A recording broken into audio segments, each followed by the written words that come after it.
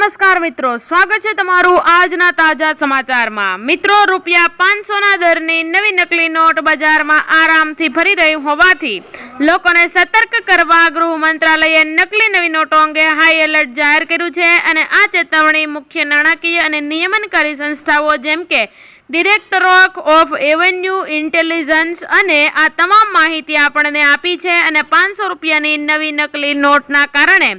Financial intelligence unit અને central bureau of investigation અને national investigation agency, securities and exchange board of India અને અન્યને જારી કરવામાં આવી છે।